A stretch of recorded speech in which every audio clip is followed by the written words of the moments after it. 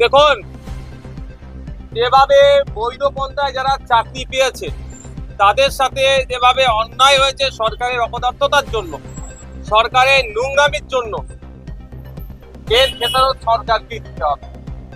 আর পশ্চিমবাংলার আইনসভাতে যেখানে আগামী 5 বছর বা আগামী দিনে পশ্চিমবাংলার নাগরিক কিভাবে ভালো থাকবে, শিক্ষা, স্বাস্থ্য, কর্মসংস্থানের যোগ্য যেখান থেকে হবে, আলোচনা যেখান থেকে হবে, সেখানে তারা জানাতে আসছে।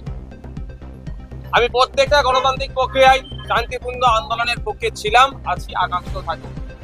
তবে একটা কথা, শুধু শিক্ষক নয়, এর সাথে যারা শিক্ষক কর্মী যারা, তারাও আজকে তৃণমূল কংগ্রেসের দুর্নীতির তারাও শিকার হলো। যারা বৈধ পন্থা অবলম্বন করে চাকরি পেল, দুর্ভাগ্য, তাদেরকেও আজকে বাতিল করা হয়েছে।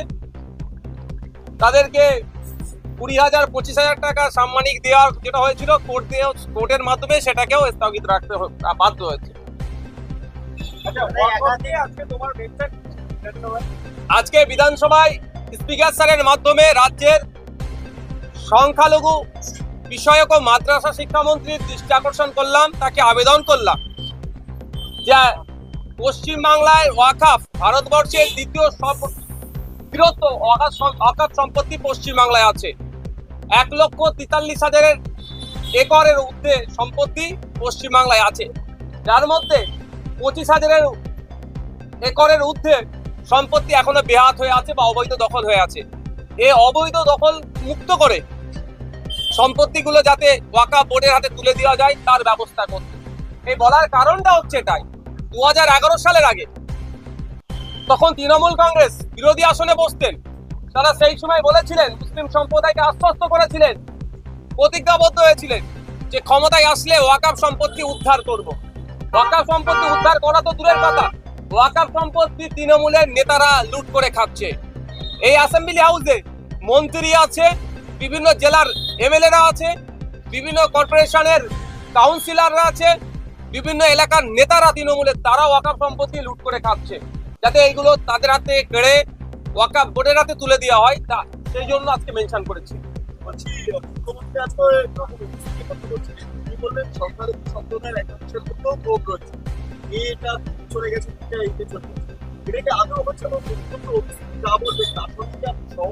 দেখুন, ঠিক যেভাবে মোদিজি অর্থাৎ কেন্দ্রের বিজেপি সরকার ওয়াকাফ সংশোধনী আইন 2025 নিয়ে এসে মুসলমানদের উপকার করার স্বপ্ন দেখাচ্ছেন, উপকারের নামে অপকার হয়েছে, ঠিক একইভাবে নতুন ওবিসি এ, ওবিসি বি রিজার্ভেশনের নামে মুসলমানদের অতটাই উপকার করেছে যতটা উপকার মোদিজি ওয়াকাফ অ্যামেন্ডমেন্ট অ্যাক্ট নিয়ে এসে করেছে।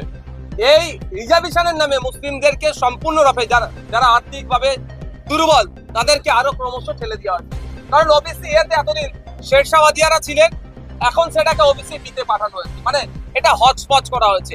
আমার মনে হয় কমিশনে যারা ছিলেন মুখ্যমন্ত্রীকে বাইপাস করে বা ভুল বুঝিয়ে এই ধরনের লিস্ট মুখ্যমন্ত্রীর হাতে তুলে দিয়েছে, তার মাধ্যমে অ্যাসেম্বলি যে রিপোর্টটা পেশ করেছে এটা অনেক হচপচ, অনেক বিতর্ক আছে।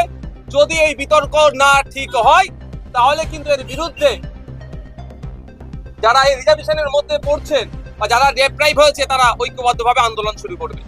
সেই আন্দোলনের ভয় পেয়ে হয়তো আজ তিনি বুঝতে পেরেছেন, সেই আজকে কিছুটা হলেও প্রশমিত করার জন্য আজকে তিনি বকলমে স্বীকার করে নিলেন যে আমরা এটাকে নিয়ে সংশোধন করব, বা এই ধরনের তিনি একটা শব্দ প্রয়োগ করেছিলেন। মিসগাইড করেছে, বাইপাস করেছে। ওরে বাবা, তার প্রমাণ তো এটাই বললেন আজকে হাউসেতে পশ্চিমবাংলার মুখ্যমন্ত্রী আমাদের সম্মানীয় চিফ মিনিস্টার বললেন এটা কমিশনের ব্যাপার, ওরা দেখে নেবে। কমিশন যে লিস্ট তৈরি করে ওনার মাধ্যমে হাউসে প্লেস করলো, কমিশন কি ঘুমিয়ে তৈরি করেছে নাকি? কমিশনে যারা ছিলেন তারা যদি অ্যাবেল না হয়, ডিসেবল হয়, সেই পদে ছিল কেন? কমিশনে যারা থেকে এই লিস্ট তৈরি হচ্ছে, আগামী দিনে তাদেরকেও ছাড়বো না, তাদের কাছে প্রশ্ন করব।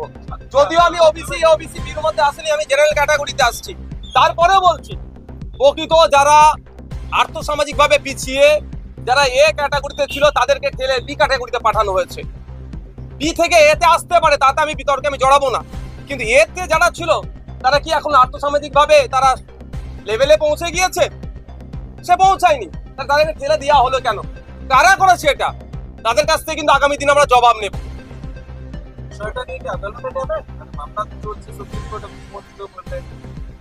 আলোচনা চলছে, যে সমস্ত জনগোষ্ঠীর সাথে এগুলো ডিপ্রাইভ হয়েছে তাদের প্রতিনিধির সাথে কথা বলছি, আরো বিস্তারিত আমরা জানছি। প্রাথমিক পর্যায়ে আমরা বিভিন্ন জায়গায় চিঠি চাপাটি করব, তাদেরকে জানাবো, কনসার্ন ডিপার্টমেন্টকে জানাবো, রাজ্যের অভিভাবিকা মুখ্যমন্ত্রীকে জানাবো এই জায়গায় ডিস্টার্ব হচ্ছে। যদি তিনি বা সেই দপ্তর দায়িত্ব নিয়ে এই সমস্যাগুলোর সমাধান করে নেয় তাহলে আইনি লড়াইয়ে যাওয়ার কোনো প্রশ্ন আসছে না। আর যদি তারা আমরা যেটা করেছি ঠিক করেছি ভুলটাকেও ঠিকভাবে এস্টাবলিশ করার চেষ্টা করে, তখন আইনি লড়াই করতে হবে। শেরশাবাদিয়া যারা আছেন, আরো যারা জনগোষ্ঠী আছেন, যারা ডেপ্রাইভ হয়েছে তাদের হয়ে কথা বলতে হবে।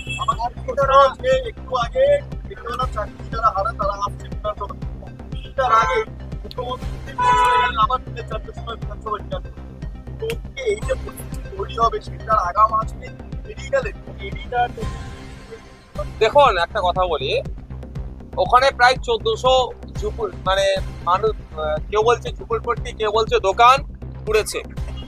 সরকারের কাউন্সিলর জনপ্রতিনিধি বলছে নাকি আবার 400 জন। এই সংখ্যানেও বিতর্ক আছে, সেখানে একটা বড় ইনসিডেন্ট ঘটে গিয়েছে। স্বাভাবিকভাবে রাজ্যের মুখ্যমন্ত্রী সেখানে যাবেন, তবে যে চাকরি 26,000 চাকরি বাতিল নিয়ে যে ডামাডোল হয়েছে এই দায়ভার 400 জন। এই সংখ্যানেও বিতর্ক আছে, সেখানে একটা বড় ইনসিডেন্ট ঘটে গিয়েছে।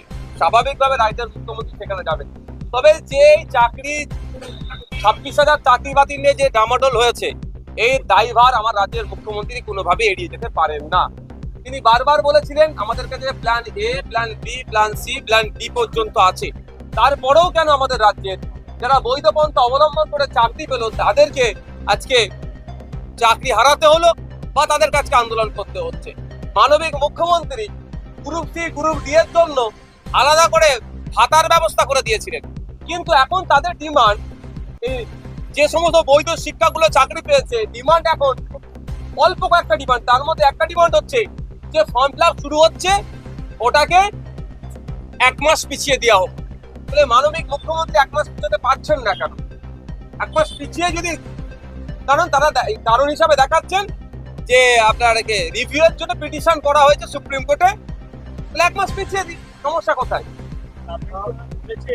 আমাকে বলেছে আমি বিষয়টা আশা করতে একাধিক আন্দোলনকারী অসুস্থ হয়ে তাদের সুস্থতা কামনা করি। তবে একটা কথা, অসুস্থ হয়ে সুস্থ হয়ে আবার ফিরে আসুন। অসুস্থ হয়ে ঘরে চলে গেলে হবে না। যদি নাইকে পেতে চাই একদম রাস্তায় থাকতে হবে, তাহলে নাই পেতে পারে, না হলে পাওয়া দুষ্কর এই সরকারের আমলে। মুখ্যমন্ত্রী আজকে হাউসের ভেতরে কথা বলছেন এবং সম্প্রতি দেখা গেছে বাংলার মালদা এবং মুর্শিদাবাদে দুজন পরিযায়ী তারা মহারাষ্ট্র ছিলেন এবং মুম্বাইতে গেছিলেন। মহারাষ্ট্র পুলিশ তাদের বাংলা ভাষায় কথা বলার কারণে বাংলাদেশ পাঠিয়ে চরম অন্যায় করেছে আমাদের ভারতবর্ষের পশ্চিমবাংলা দুজন নাগরিককে যেভাবে অবৈধ পন্থা অবলম্বন করে দেশের নাগরিককে বিদেশি ঘোষণা করে দেশের বাইরে বিতাড়িত করার চেষ্টা করছে। আমরা তীব্র নিন্দা ধিক্কার জানাচ্ছি। মুখ্যমন্ত্রী শুধু বিধানসভার মধ্যে দাঁড়িয়ে উদ্বেগ করেছে কেন এই নিয়ে চর্চা তো করবেন উনি, ওরা রাইট আছে। সাথে সাথে আমাদের দেশের কনসার্ন ডিপার্টমেন্টের সাথে কথা বলে জবাবদিহি করা দরকার, কড়া ভাষায় বলা দরকার যে পশ্চিমবাংলার মানুষ বাংলায় কথা বললে, ত্রিপুরার মানুষ বাংলায় কথা বললে তাদেরকে কোনো মতেই যে বাংলাদেশি বলে দেখে দেওয়া হচ্ছে এটা বন্ধ করতে হবে। এই পুশব্যাক এই বলে পশ্চিমবাংলার নিরহ নাগরিককে চমকানো, ধমকানো, আতঙ্কে রাখা বন্ধ করতে হবে। এটা কড়া ভাষায় মুখ্যমন্ত্রীকে জবাব দিতে হবে। শুধুমাত্র এখানে অ্যাসেম্বলিতে বলে চুপ করে গেলে হবে না। দেখুন, এই বিষয়ে দেশের রাষ্ট্রপতির কাছে আমি জানাবো, অলরেডি প্রিপারেশন চলছে যে এই ধরনের ঘটনা ঘটছে। বাংলা ভাষায় যারা কথা বলছে বিভিন্ন রাজ্যে তাদেরকে বাংলাদেশি বলে দমন পীড়ন হচ্ছে। কদিন আগে দেখছিলাম সেই সমস্ত স্টেটের পুলিশ তাদেরকে ডিস্টার্ব করছে, কোনো জায়গায় মারধরের শিকার হচ্ছে। এখন আবার দেখছি পুশব্যাক করা হচ্ছে। এটা বন্ধ হওয়া দরকার। Thank you.